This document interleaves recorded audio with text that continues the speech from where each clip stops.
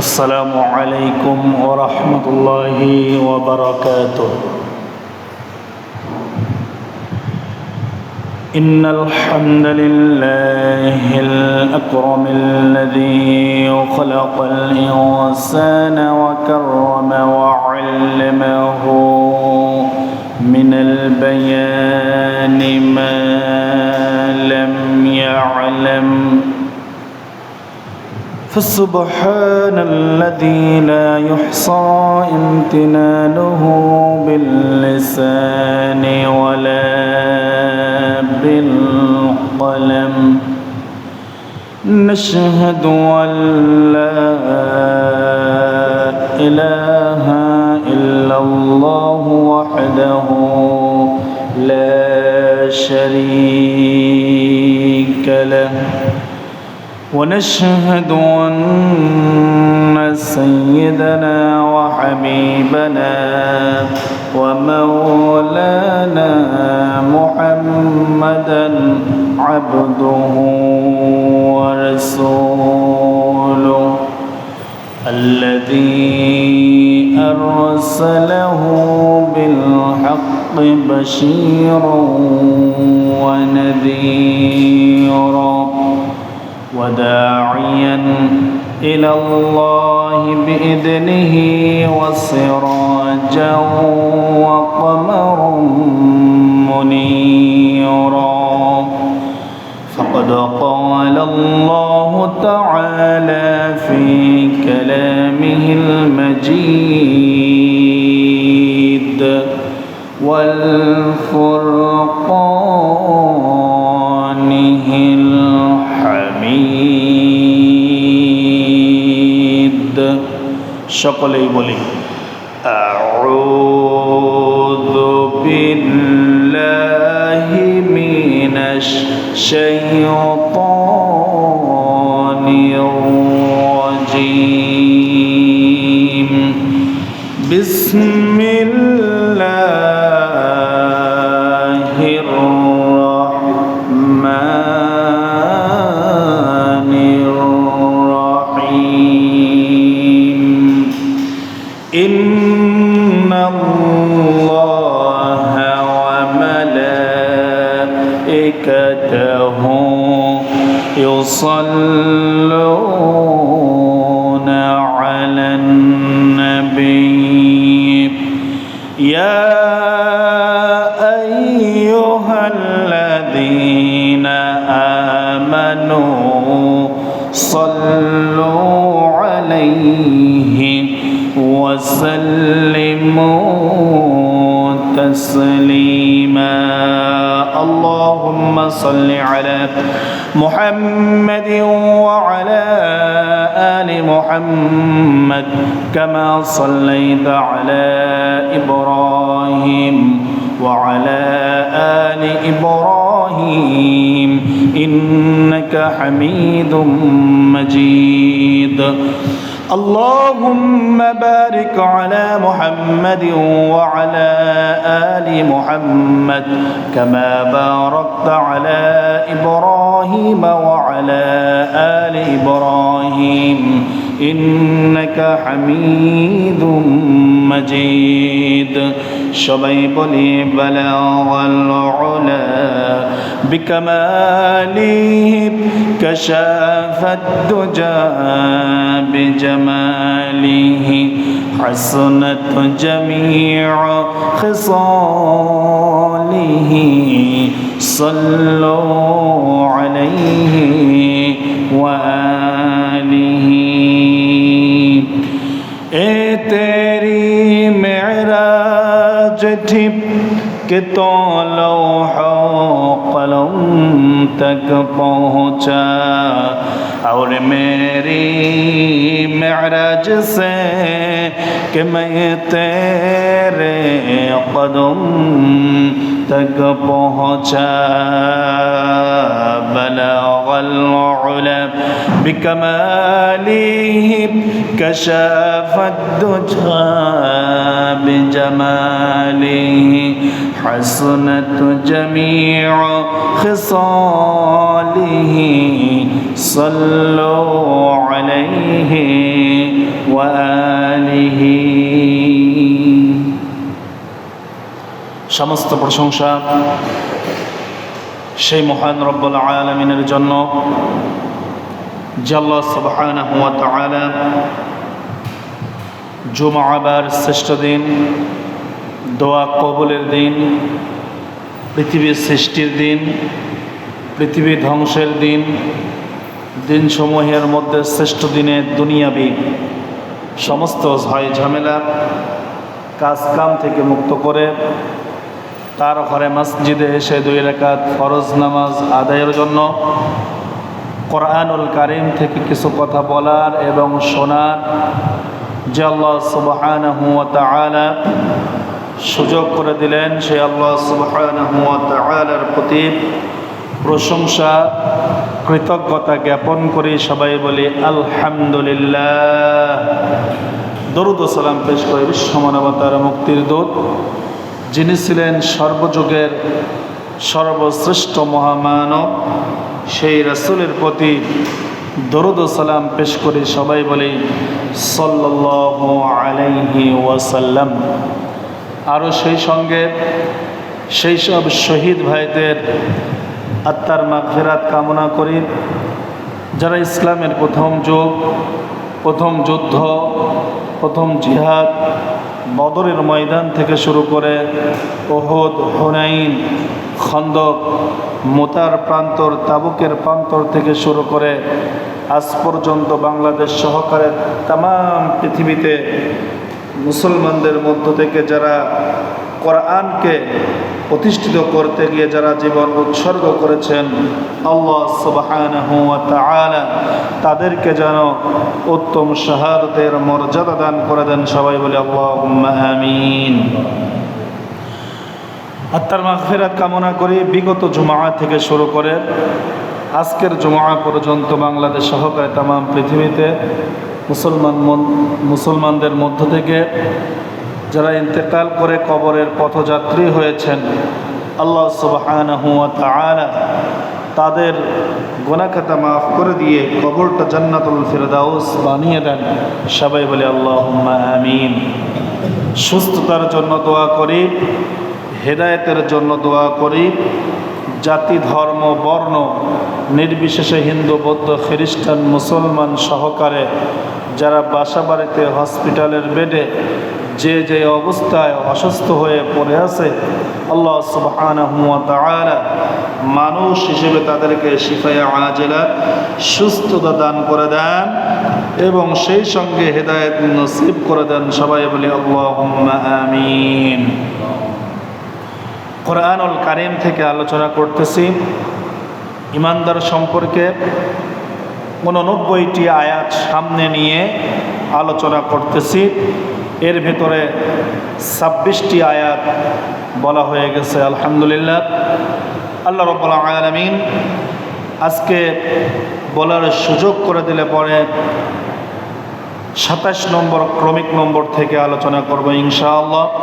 আল্লাহ সুবহানাহু ওয়া তাআলা ইহকালীন কল্যাণ, পরকালীন মুক্তি এবং হেদায়েতপূর্ণ কথা, জান্নাত পাওয়ার মতো কথা, জাহান্নাম থেকে মুক্তি লাভের যেই সব কথা বললে পরে মানুষের উপকার হয়, শুনলে পরে উপকার হয়, আল্লাহ সুবহানাহু ওয়া তাআলা সেই অনুযায়ী মন মানসিকতা, সুস্থতা, বলার বাচন ভঙ্গি আল্লাহ রাব্বুল আলামিন বলার তৌফিক দান করে দেন। সবাই বলে আল্লাহুম্মা আমিন। আল্লাহ সুবহানাহু ওয়া তাআলার কাছে সাহায্য প্রার্থনা করছি। রব্বি জিদনি ইলমা, রব্বি ইশরাহ লি সাদরি ওয়া ইয়াসসির লি আমরি ওয়াহলুল উকদাতাম মিন লিসানি ইয়াফকাহু কওলি। আল্লাহ সুবহানাহু ওয়া তাআলা কোরআনুল কারীমে মানুষদেরকে আল্লাহ পৃথিবীতে সৃষ্টি করে পাঠিয়েছেন ইবাদত বন্দেগী করার জন্য, তার দাসত্ব এবং গোলামি করার জন্য। এই ইবাদত বন্দেগী এবং দাসত্ব হবে আল্লাহ রাব্বুল আলামিনের আদেশের মধ্য দিয়ে আর তার নিষেধের মধ্য দিয়ে। অর্থাৎ রাসূল করিম সাল্লাল্লাহু আলাইহি ওয়াসাল্লামকে পৃথিবীতে পাঠিয়েছেন মানব জাতির হেদায়েতের জন্য, পথ নির্দেশনা, দিক নির্দেশনা দেওয়ার জন্য। সেই রাসূলের নিয়ম পদ্ধতি সুন্নাহ অনুযায়ী যদি আমরা চলি, আল্লাহ রাব্বুল আলামিন বলেন, এদেরকে আল্লাহ রাব্বুল আলামিন মুসলমান বলেছেন। এই পৃথিবীতে অনেক ধর্মের মানুষ আছে, হিন্দু, বৌদ্ধ, খ্রিস্টান, শিখ, অনেক রকম মানুষের ধর্মাবলম্বী মানুষ আছে। এর ভেতরে আল্লাহ রাব্বুল আলামিন শ্রেষ্ঠ জাতি বলে ঘোষণা দিয়েছেন যারা মুসলমান, ঈমানদার। এই ঈমানদার সম্পর্কে আল্লাহ রাব্বুল আলামিন কোরআনুল কারিমে একটি নয়, দুইটি নয়, 89টি আয়াতে আল্লাহ রাব্বুল আলামিন ঈমানদার বলে ডাক দিয়েছেন। বলেন সুবহানাল্লাহ। ওহে বিশ্বাসীগণ, ওহে ঈমানওয়ালারা, ওহে স্বীকৃতি দানকারীরা। এই ধারাবাহিকতার আজকে 27 নম্বর আয়াতে আল্লাহ রাব্বুল আলামিন 89টি আয়াতের মধ্যে ক্রমিক নম্বর 27, সূরা নিসার 4 নম্বর সূরার 144 নম্বর আয়াতে আল্লাহ রাব্বুল আলামিন ঈমানদারদেরকে ডাক দিলেন। ডাক দিয়ে কি বললেন আর কি নিষেধ করলেন, এইটাই আমরা শুনবো এবং মানার চেষ্টা করবো ইনশাআল্লাহ। আল্লাহ রাব্বুল আলামিন সূরা নিসার 144 নম্বর আয়াতে আল্লাহ রাব্বুল আলামিন বললেন, ইয়া আইয়ুহাল্লাযীনা আমানু লা তাত্তাখিযুল কাফিরিনা আউলিয়া মিন দুনিল মুমিনিন أتريدون أن تجعلوا لله عليكم سلطانا مبينا বলেন আল্লাহু আকবার। আল্লাহ রাব্বুল আলামিন 89টি আয়াতের মধ্যে 27 নম্বর ক্রমিক নম্বরে আল্লাহ রাব্বুল আলামিন ঈমানদারদেরকে ডাকলেন, ইয়া আইয়ুহাল্লাযীনা আমানু, ও ঈমানওয়ালারা, ও স্বীকৃতি দানকারীরা, ও বিশ্বাসীরা। এই পৃথিবীর মধ্যে যত মানুষ আছো যারা ঈমান এনেছো, আমি আল্লাহ রাব্বুল আলামিন তোমাদেরকে ঈমানদার বলে ডাক দিলাম। বলেন সুবহানাল্লাহ। এই ঈমানদারদেরকে আল্লাহ রাব্বুল আলামিন ডাক দিয়ে বললেন, লা তাত্তাখিযুল কাফিরিনা আউলিয়া মিন দুনিল মুমিনিন। আল্লাহ রাব্বুল আলামিন বললেন, ওহে ঈমানওয়ালারা, বিশ্বাসীরা, তোমরা কাফেরদেরকে কখনো অভিভাবক, অলি, বন্ধু হিসেবে মুমিনদের ছাড়া তোমরা গ্রহণ করবে না। বলেন সুবহানাল্লাহ। তাহলে একটা নির্দেশ দিল আল্লাহ রাব্বুল আলামিন, আদেশ দিয়ে দিলেন, ওহে ঈমানওয়ালারা, যারা ঈমান এনেছো, তোমরা যদি নিজেকে ঈমানদার বলে দাবি করো, যদি নিজেকে ঈমানওয়ালা বানাতে চাও, বিশ্বাসী বানাতে চাও, তাহলে আল্লাহ রাব্বুল আলামিন বললেন যে তোমরা কাফেরদেরকে বন্ধু হিসেবে গ্রহণ করবে না, ওলি হিসেবে গ্রহণ করবে না, অভিভাবক হিসেবে গ্রহণ করবে না। মিন দুনিল মুমিনিন, মুমিনদেরকে ছাড়া, ঈমানদারদেরকে ছাড়া। আল্লাহ রাব্বুল আলামিন বললেন, আতুরিদুনা আন তাজআলু লিল্লাহি আলাইকুম সুলতানাম মুবিনা।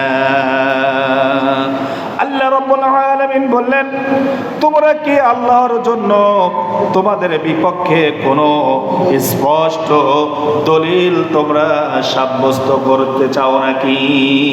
তোমাদের বিপক্ষে তোমরা তোমাদের আল্লাহর জন্য তোমাদের বিপক্ষে কোনো দলিল সাব্যস্ত করতে চাও? তার মানে আল্লাহ রাব্বুল আলামিন এই আয়াতের মধ্যে ডেকে বললেন, মুমিনদেরকে ছাড়া কাফেরদেরকে বন্ধু হিসেবে গ্রহণ করবে না। যদি করতে চাও তাহলে আল্লাহ রাব্বুল আলামিন বলেন, তোমরা কি আল্লাহকে ছাড়া, আল্লাহর জন্য তোমরা তোমাদের বিপক্ষে দলিল সাব্যস্ত করতে চাও, তার মানে নিজেদের বিপক্ষে যেসব কুফরি মতবাদ আছে এটা আল্লাহর জন্য বিপক্ষে দলিল সাব্যস্ত করতে আল্লাহ রাব্বুল আলামিন নিষেধ করে দিলেন। বলেন সুবহানাল্লাহ। এই আয়াতের আলোকে এখন আমরা যদি বিশ্লেষণ করি তাহলে দেখা যায় সব কিছু, আমার আচার আচরণ, আমার সব কিছু বৈশিষ্ট্য, সব কিছু কুফরের সঙ্গে মিশে যায়। সব কিছু কুফরের সঙ্গে মিশে যায়, কাফেরদের সঙ্গে মিশে যায়। আমার বন্ধুকে, মুসলমানকে আল্লাহ রাব্বুল আলামিন বললেন, তোমরা আল্লাহ ছাড়া কাউকে অভিভাবক হিসেবে গ্রহণ করবে না, মুমিনদেরকে ছাড়া কাউকে গ্রহণ করবে না অভিভাবক হিসাবে। অথচ তোমরা মুসলমান হিসেবে তোমরা আমেরিকা যারা খ্রিস্টান, যারা কাফের, তাদেরকে তোমরা বন্ধু বানিয়ে নিয়েছো, তোমরা ফ্রান্সকে তোমরা বন্ধু বানিয়ে নিয়েছো, তোমরা ব্রিটেনকে বন্ধু বানিয়ে নিয়েছো, তোমরা রাশিয়াকে বন্ধু বানিয়ে নিয়েছো, তোমরা ভারতকে বন্ধু বানিয়ে নিয়েছো। অথচ আমি আল্লাহ রাব্বুল আলামিন তোমাদেরকে মুমিন ছাড়া কাফেরদের সঙ্গে বন্ধুত্ব করতে নিষেধ করেছি। আমি তোমাদেরকে বন্ধু হিসেবে তাদেরকে গ্রহণ করতে নিষেধ করেছি। এখন আমরা হয়তোবা বলবো আমরা তো তাদের আদর্শ মানি না। আমার কথা হচ্ছে অবশ্যই আমরা প্রত্যক্ষ অথবা পরোক্ষভাবে আমরা তাদের আদর্শ মানি, কারণ তাদের এজেন্টটা, তাদের সব কিছু প্রতিনিধি আমাদের মধ্যে চালু করে দিয়েছে। মুসলমানদের মধ্য থেকে যারা কোরআন পড়তে না পারে, কোরআন না মানতে পারে, ইসলামের হুকুম আহকাম তাহজিব তামাদ্দুন তারা যদি না মানতে পারে, এই জন্য কাফের বেঈমান সর্ব অবস্থায় মুসলমানদের পিছনে লেগে আছে, যাতে করে আমাদের আদর্শ তারা মেনে নেয়, যাতে করে তারা সেই আদর্শ মেনে নেয়। আল্লাহ রাব্বুল আলামিন বললেন তারা মুসলমান ছাড়া, ইমানদার ছাড়া তারা অন্য কাউকে তারা বন্ধু হিসাবে গ্রহণ করে নেয়।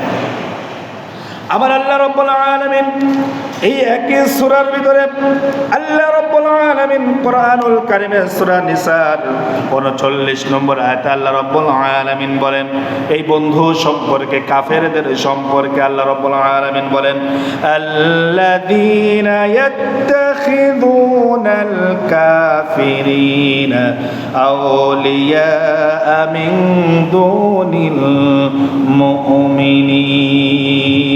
বলেন আল্লাহু আকবার। আল্লাহ রাব্বুল আলামিন কত চমৎকার ভাষায় মানুষদেরকে বলে দিচ্ছে। প্রথমে বললেন যে ইমানদারদেরকে ডেকে বললেন তোমরা কাফেরদের সঙ্গে বন্ধুত্ব করবে না মুমিনদেরকে ছাড়া। এই জায়গায় আল্লাহ রাব্বুল আলামিন বললেন যারা গ্রহণ করে কাফেরদেরকে আউলিয়া, অভিভাবক হিসাবে, বন্ধু হিসাবে গ্রহণ করে, আমিন দুনিল মুমিনিন, মুমিনদেরকে ছাড়া, আল্লাহ রাব্বুল আলামিন বলেন আয়াবতাগুনা ইউদাহুমুল ইজ্জাতা ফাইন্নাল ইজ্জাতা লিল্লাহি জামিআ। আল্লাহ রাব্বুল আলামিন বলেন আয়াবতাগুনা ইনদাহুমুল ইজ্জা, তারা কাফেরদের কাছে যায় সম্মান চায়, আছে না? আমরা বিশ্বের দিকে তাকিয়ে দেখি, ফিলিস্তিন যখন মার খায়, বাইতুল মুকাদ্দাস যখন দখল করে নেওয়ার পরিকল্পনা ইহুদিরা করে, ওইদিকে মুসলমানদের প্রাণ কেন্দ্র, মুসলমানদের শক্তি, সৌদি আরবের বাদশারা সহকারে শাসক গোষ্ঠী আমেরিকার বন্ধ হয়ে দাঁড়িয়ে আছে। আমেরিকার বন্ধ হয়ে তারা দাঁড়িয়ে আছে। তারা কি করতে চায়? আয়াবতাগুনা ইনদাহুমুল ইজ্জাতা, তাদের সম্মান বাড়াতে চায়, তাদের মান ইজ্জত বাড়াতে চায়। তারা মনে করে এই কাফেরদেরকে বন্ধু করলে হয়তোবা আমাদের ইজ্জতটা, সম্মানটা বেড়ে যাবে, আমাদের সম্মান আসবে। আবার বাংলাদেশের দিকে তাকিয়ে দেখেন, কোরআন ছাড়া বাদ দিয়া আমেরিকা, ব্রিটেনের দিকে, ভারতের বন্ধু হতে চায়। যারা কাফের মুশরিকদের বন্ধু হতে চায়, তারা চিন্তা ভাবনা করে এই 56,000 বর্গ মাইলের বাংলাদেশ, আমরা যদি তাদের সঙ্গে মিল দিই তাহলে হয়তোবা আমাদের স্বাধীনতা সার্বভৌমত্ব টিকে থাকবে, হয়তোবা আমরা তাদের কাছ থেকে আমরা সম্মান পাব। এই জন্য তাদের সঙ্গে বন্ধুত্ব করতে চাই। আমার আল্লাহ রাব্বুল আলামিন বলেন, ফাইন্নাল ইজ্জাতা লিল্লাহি জামিআ। তোমরা কাফেরদের সাথে আতাত করে হাত মিলায়ে তোমরা বন্ধুত্ব করতে চাও, অথচ আমি আল্লাহ রাব্বুল আলামিন স্বাধীনতার সার্বভৌমত্বের গ্যারান্টি আমি আল্লাহ রাব্বুল আলামিন দিয়ে দিলাম। সব ক্ষমতার মালিক হচ্ছে আমি, অথচ আমার কাছে সব সম্মান রয়ে গেছে। বলেন সুবহানাল্লাহ। সব সম্মান আল্লাহর কাছে। কার কাছে? আল্লাহ রাব্বুল আলামিনের কাছে। আল্লাহ রাব্বুল আলামিন বলেন যে আমার কাছে হচ্ছে সব সম্মান। আল্লাহ রাব্বুল আলামিন বলেন, আমি ইচ্ছা করলে ফকিরকে বাদশাহে পরিণত করে দেই, আবার ধনীকে কখনো ফকিরে পরিণত করে দেই, কখনো কাউকে সম্মানিত করে দেই, আবার কখনো কাউকে বেসম্মানিত করে দেই।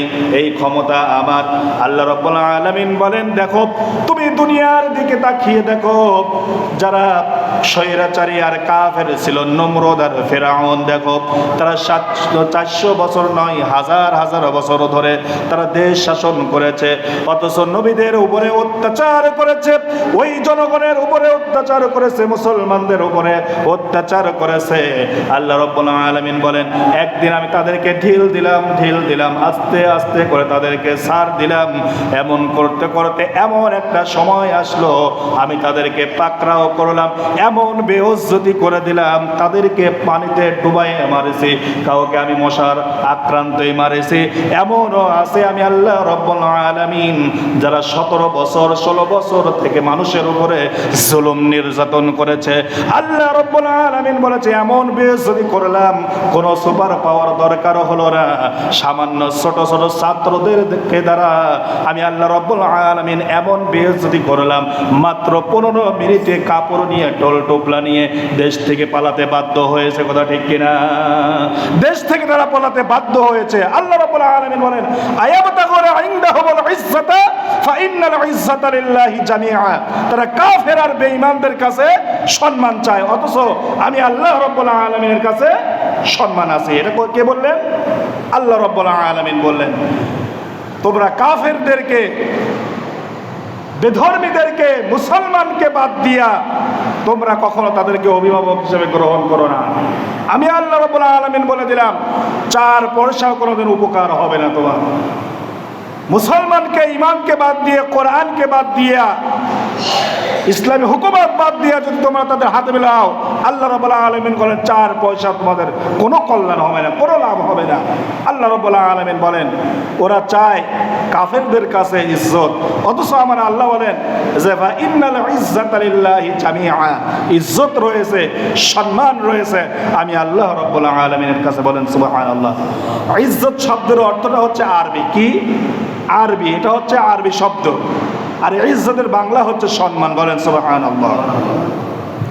আল্লাহ রাব্বুল আলামিন কোরআনুল কারীমে সূরা তাওবার ভিতরে আল্লাহ রাব্বুল আলামিন 71 নম্বর আয়াতে আল্লাহ রাব্বুল আলামিন বলে দিলেন, তারা হচ্ছে ঈমানদার, তারা একে অপরের বন্ধু হবে।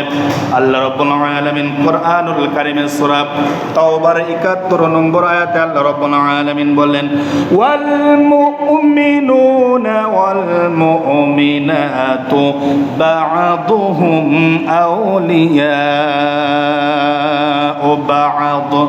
আল্লাহ রাব্বুল আলামিন বলেন, যারা হচ্ছেন মুমিন পুরুষ আর যারা মুমিন নারী, যারা ঈমানদার পুরুষ, ঈমানদার নারী, বা'দুহুম আউলিয়াউ বা'দ, তারা একে অপরের বন্ধু। বলেন সুবহানাল্লাহ। কে বললেন? আল্লাহ রাব্বুল আলামিন বলেন সূরা তাওবার 71 নম্বর আয়াত। কত নম্বর আয়াত?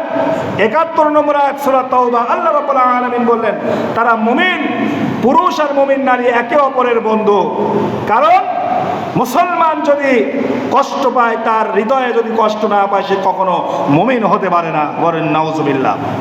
আল্লাহ রাব্বুল আলামিন বলেন যে তোমার শরীরে, পায়ে যদি একটা কাটা ফোটে বা শরীরে যদি একটা ব্যথা অনুভব হয়, তোমার পুরো শরীর জানে মুসলমানের উপরে আঘাত আসলে পরে যতক্ষণ পর্যন্ত তোমার অন্তরে নাড়া না দিবে, কষ্ট না পাবে, ততক্ষণ পর্যন্ত তুমি নিজেকে মুমিন হিসেবে দাবি করতে পারবে না। আল্লাহ রাব্বুল আলামিন বলেন, ওয়াল মুমিনুনা ওয়াল মুমিনাতু বা'দুহুম আউলিয়াউ বা'দ। তারা হচ্ছে মুমিন, তারা হচ্ছে মুমিনা নারী। আল্লাহ রাব্বুল আলামিন একে অপরের বন্ধু হিসেবে ঘোষণা দিলেন। এরপরে আল্লাহ রাব্বুল আলামিন বললেন, কারা ঈমানদার আর কারা মুমিনদের বন্ধু। মুমিনদের বন্ধু হওয়ার কয়টা কোয়ালিটি আর গুণ আছে। আল্লাহ রাব্বুল আলামিন বলেন, ইয়ামুরুনা বিল মা'রুফ।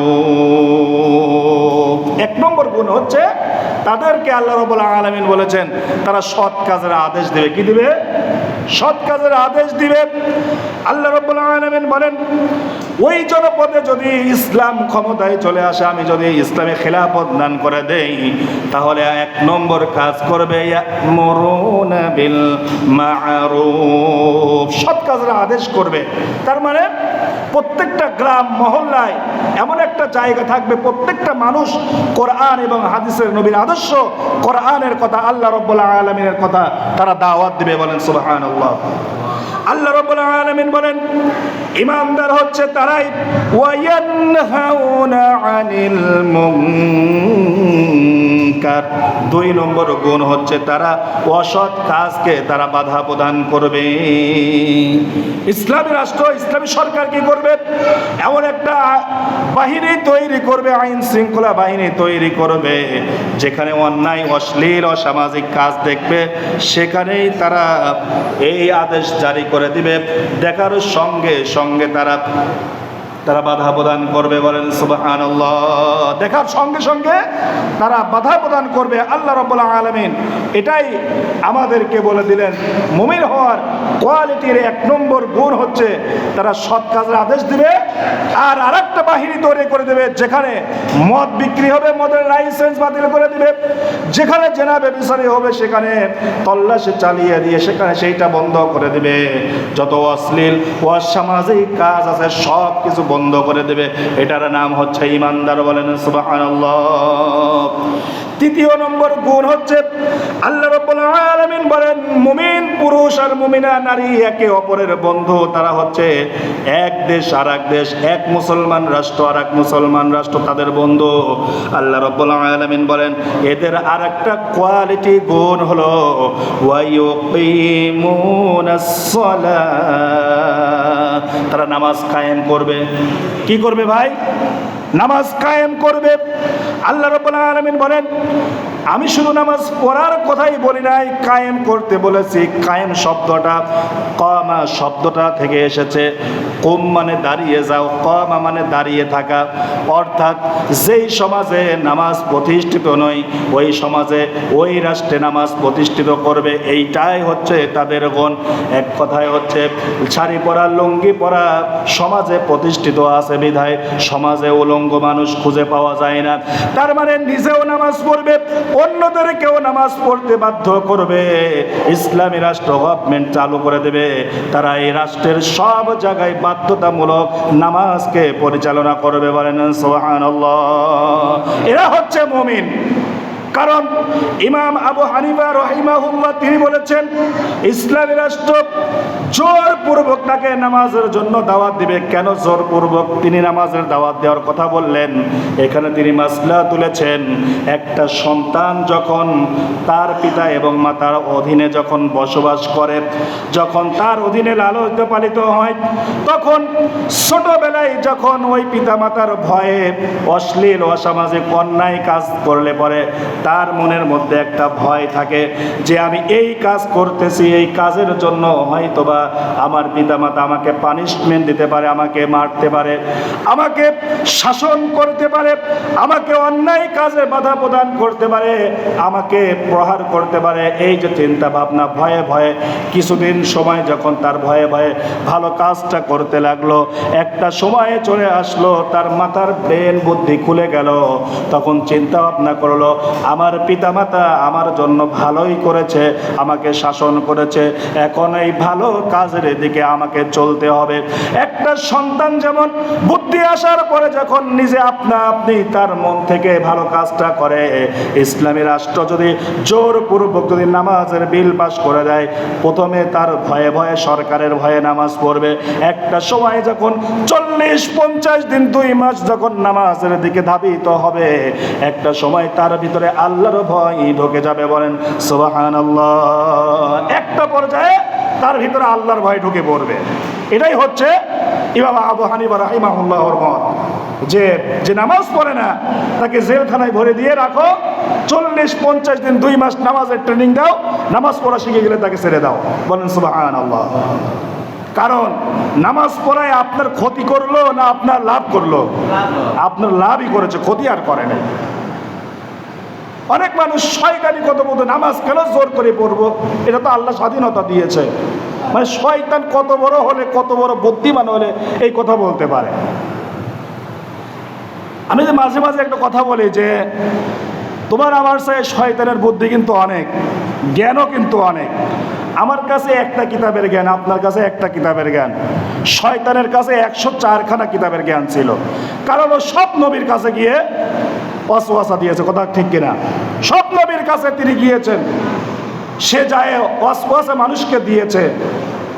শয়তানের বুদ্ধি সব করবে কিন্তু ইসলাম মানবে না, কারণ শয়তান যুক্তি দেখিয়েছিল।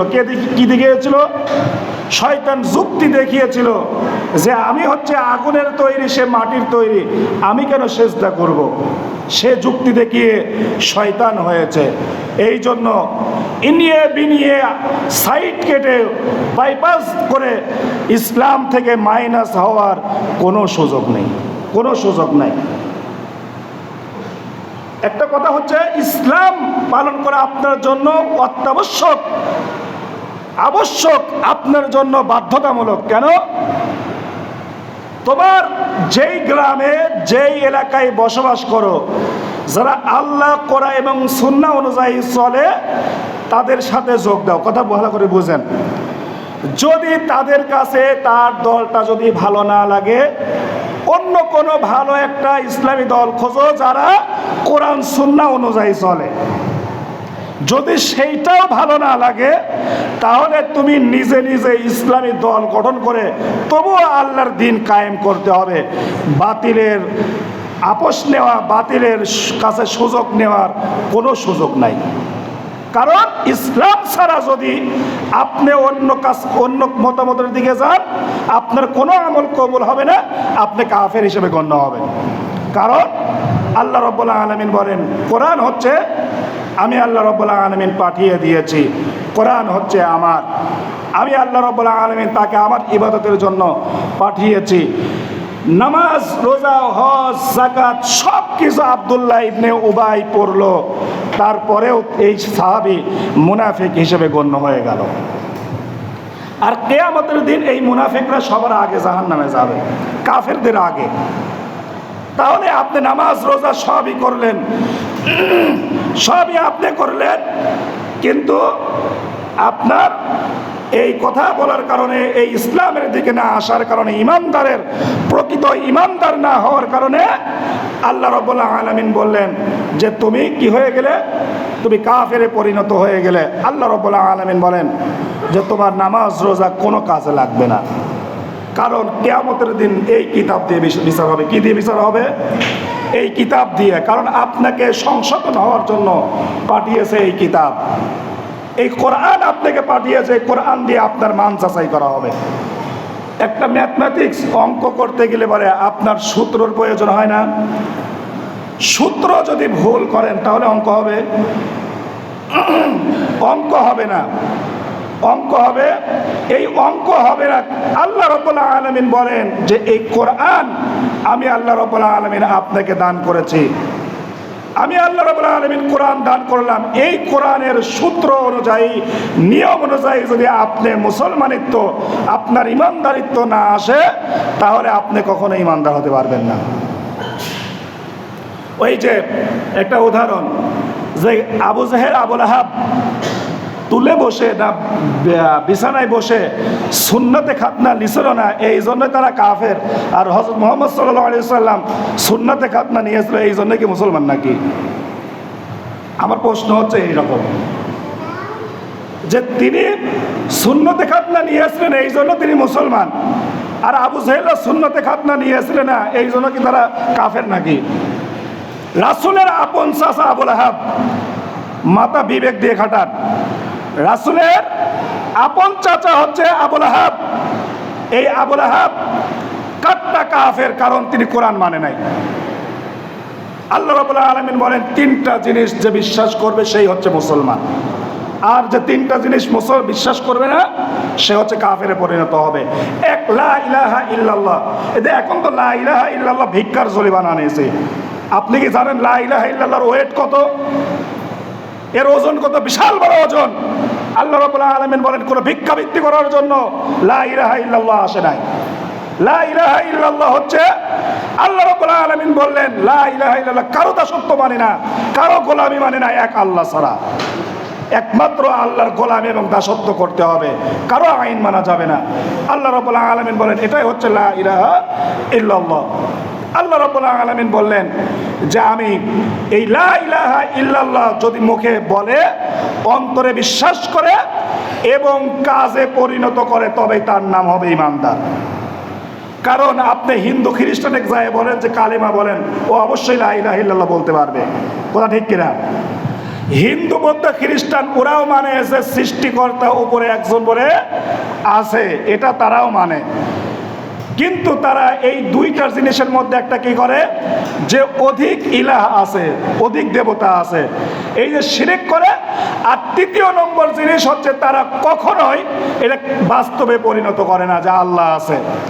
তাহলে ওদের সাথে আর আমার সাথে কোনো পার্থক্য নেই। ওরাও লা ইলাহা ইল্লাল্লাহ বলে, ওই যে সৎসঙ্গে আশ্রমে আছে দেখেন, ওখানে যায় দেখেন কোরআন শরীফ আছে, আমি নিজে যাই দেখে আসছি ওখানে কোরআন শরীফ আছে। তারা লা ইলাহা ইল্লাল্লাহ বলতে পারে, তারা মানে যে বিশ্বনবী এসেছিলেন, তারা সব কিছু এটা বিশ্বাস করে, কিন্তু তারা ওই যে কাজে পরিণত করে না, অন্য ইলাহ মানে। তাহলে তারাও মুখে বললো লা ইলাহা ইল্লাল্লাহ, আমিও বলে লা ইলাহা ইল্লাল্লাহ, তারাও বিশ্বাস করে, আমিও বিশ্বাস করি, কিন্তু কাজের পরিণত তারাও করে না, আমরাও করি না। তার মানে কি হলো? সে আর আমি এক, সে আর আমি এক। আল্লাহ রাব্বুল আলামিন বললেন কখনো তুমি ঈমানদার হতে পারবে না। আলোচনার বিষয় হচ্ছে লা ইয়া আইয়ুহাল্লাযীনা আমানু লা তাত্তাখিযুল কাফিরিনা আউলিয়া মিন দুনিল মুমিনিন। হে ঈমানওয়ালারা, তোমরা কাফেরদেরকে, যারা কুফরি করেছে তাদেরকে, মুমিনদেরকে সারা বন্ধুত্ব গ্রহণ করবে না। এখন প্রশ্ন হচ্ছে সূরা নিসার 144 নম্বর আয়াত, আল্লাহ রাব্বুল আলামিন বললেন যে হে ঈমানওয়ালারা, তোমরা কাফেরদেরকে বন্ধুত্ব অভিভাবক হিসেবে গ্রহণ করবে না। আরবি গ্রামার হিসাবে এটাকে বলে যে এটা নেহির সিগা, তার মানে নিষেধকৃত। তার মানে এই আয়াতটা মুসলমানদের জন্য মানা ফরজে আইন। কি হলো এই আয়াতটা? মানে কি ফরজে আইন। আর আপনি যদি কাফেরদের সঙ্গে আতাত করেন, এক কথায় কাফের হচ্ছে ওই লোক অস্বীকৃতি জ্ঞাপন করা, যেটা থেকে বিরত থাকা, কাফেরদের আদর্শ মেনে নেওয়া এবং শরিয়া আইনের বিরুদ্ধে যাওয়া। যদি কেউ এটা মনে করে বিশ্বাস করে, কোনো ধর্মেই বিশ্বাস না, ধর্ম নিরপেক্ষতায় বিশ্বাস করা, এটা যারা লালন করে পালন করে, আল্লাহ রাসূল আল্লাহ বলেছেন এরা হচ্ছে কাফের, এরা মুসলমান না। এরা কি? এরা হচ্ছে কাফের। ওই আবু জেহেল, উতবা, সাইবা, রবিয়া ওদের সাথেই আপনারা জাহান্নামে যাবেন, এর মধ্যে কোনো তফাৎ নাই। আল্লাহ রাব্বুল আলামিন বলেন কাফেরদের সঙ্গে তোমরা কখনো বন্ধুত্ব করবে না। যদি করতে যাও, আতুরিদুনা আন তাজআলু লিল্লাহি আলাইকুম সুলতানাম মুবিনা, তোমরা কি আল্লাহর জন্য তোমাদের বিপক্ষে দলিল পেশ করবে? তোমাদের বিপক্ষে তো দলিল পেশ করে নিচ্ছ। আল্লাহ রাব্বুল আলামিন মুমিনদের গুণাবলী, ঈমানদারদের গুণাবলী বললেন। এরপরে কি বললেন? ওয়ায়ুতুনাজ যাকাহ, চতুর্থ নম্বর গুণ হবে মুমিনদেরকে, যারা মুমিনকে বন্ধু হিসেবে গ্রহণ করবে, তাদের গুণ হবে তারা যাকাত প্রদান করবে। কি করবে? যাকাত প্রদান করবে। সুদ ভিত্তিক অর্থনৈতিক বাতিল করে দিয়ে যাকাত ভিত্তিক অর্থনৈতিক চালু করে দেবে। বলেন সুবহানাল্লাহ। এখন যাকাত শব্দটা কোন শব্দ থেকে এসেছে এটাই তো আমরা জানি না। তাজকিয়া শব্দ থেকে এসেছে। তাজকিয়া মানে হচ্ছে পরিষ্কার পরিচ্ছন্ন করা, অর্থাৎ সম্পদকে পরিষ্কার পরিচ্ছন্ন পবিত্র করার নাম হচ্ছে যাকাত। আর আল্লাহ রাব্বুল আলামিন বলেছেন যাকাত হচ্ছে কোনো দান নয়। যাকাত কোনো দান নয়। কেউ যদি মনে করে যে আমি গরিব মানুষকে যাকাত দিয়ে আমি তার উপকার করলাম, তাহলে সে সবচাইতে বড় কবিরা গুনাহ করলো। বলেন নাউজুবিল্লাহ। কেউ যদি মনে করে যে আমি যাকাত দিয়ে আমি নিজেকে বড় বড় মনে ভাবলাম, সে সবচাইতে বড় কুফরি করলো। কারণ যাকাত হচ্ছে ধনী মানুষের মধ্যে থেকে আল্লাহ রাব্বুল আলামিন বিধান দিয়েছেন, এটা গরিব মানুষের হক। বলেন সুবহানাল্লাহ। আর যদি ইসলামী রাষ্ট্র চালু হয়ে যায়, আল্লাহ রাব্বুল আলামিন বলেন ওই সরকার ঠিকই জানে কার কয় টাকা কোন ব্যাংকে কোন সম্পদ আছে, সে ঠিকই যাকাত ভিত্তিক অর্থনৈতিক চালু করে দিয়ে পাই টু পাই যাকাত তুলে নিয়ে 8টা শ্রেণীতে তারা খাতে বন্টন করে দেবে এবং কর্মসংস্থান করে দেবে। বলেন সুবহানাল্লাহ। এটা হচ্ছে আল্লাহ রাব্বুল আলামিনের আদেশ। আল্লাহ রাব্বুল আলামিন বলেন একটা মানুষ যদি 2.5 টাকা শতকরা 2.5 টাকা যাকাত তুলে, প্রত্যেকটা গ্রামে মানুষকে তুলে তুলে নিয়ে যদি এমনভাবে যাকাত দেয় 8টা শ্রেণীর মানুষের মধ্যে, এই শ্রেণী মানুষের মধ্যে যদি এমনভাবে যাকাত দেয়, ইসলামের হুকুমত হচ্ছে ওইভাবে যে ওই ব্যক্তিকে যাকাত এমনভাবে দিবে যে পরবর্তী বছরে যেন ওই ব্যক্তি মানুষকে যাকাত দিতে পারে। বলেন সুবহানাল্লাহ। তাহলে কয়টা গুণ হলো? 4টা। মুমিনদের গুণাবলী কয়টা হলো? 4টা। আল্লাহ রাব্বুল আলামিন এরপরে বলেন ওয়ায়ুতিউনাল্লাহ ওয়া রাসূলা, তারা আল্লাহ রাসূল এবং আল্লাহকে আনুগত্য করে। বলেন সুবহানাল্লাহ। আল্লাহর আনুগত্য, রাসূলের আনুগত্য কথার অর্থ হচ্ছে কোরআনে যা আল্লাহ নাজিল করেছে, আমার জন্য আদেশ দিয়েছে তা মেনে নেওয়া, আর যা নিষেধ করেছে তা থেকে বর্জন করা, বিরত থাকা। এটার নামই হচ্ছে আল্লাহ এবং তার রাসূলের আনুগত্য করা। বলেন সুবহানাল্লাহ। আমার পায়ের আগা থেকে শুরু করে মাথার আগা পর্যন্ত পুরা শরীরের ভিতরে যা কিছু আছে এই সব কিছু কার ইচ্ছায় হতে হবে? আল্লাহর ইচ্ছায়। আপনার কোনো ইচ্ছা নাই। সব কিছু কার ইচ্ছায় হতে হবে? আল্লাহর ইচ্ছায় হতে হবে। যতক্ষণ পর্যন্ত আল্লাহর ইচ্ছা মতো আপনি এটা নিবেদন করতে পারবেন না, ততক্ষণ পর্যন্ত আপনি মুমিন হতে পারবেন না। ততক্ষণ পর্যন্ত মুমিন হতে পারবেন না। আর মুমিন না হলে পরে, বিশ্বাসী না হলে পরে, আল্লাহ রাব্বুল আলামিন আপনাকে আমাকে কোরআনে 89টি আয়াতে ইয়া আইয়ুহাল্লাযীনা আমানু বলে ডাক দিয়েছেন। এই বিশ্বাসের কাতারে আমরা পড়বও না, আর জান্নাতে কখনো যেতেও পারবো না। কথা কি বুঝে আসছে? আল্লাহ রাব্বুল আলামিন বলেন ওহে ঈমানওয়ালারা, তোমরা কাফেরদের সঙ্গে বন্ধুত্ব করো না, বন্ধুত্ব করো না। আল্লাহ রাব্বুল আলামিন এরপরে বলেন এই ঈমানদারদেরকে আমি আল্লাহ রাব্বুল আলামিন ঘোষণা দিলাম উলাইকা সায়ারহামুহুমুল্লাহ। আল্লাহ রাব্বুল আলামিন বলেন অচিরেই আমি আল্লাহ রাব্বুল আলামিন এই লোকদের উপরে রহমত নাজিল করব। বলেন সুবহানাল্লাহ। আল্লাহ রাব্বুল আলামিন বলেন ইন্নাল্লাহা আজিজুন হাকীম। নিঃসন্দেহে আল্লাহ রাব্বুল আলামিন আজিজ, মহাপরাক্রমশালী, আর হাকিম, তিনি হচ্ছেন বিজ্ঞানময়। বলেন সুবহানাল্লাহ।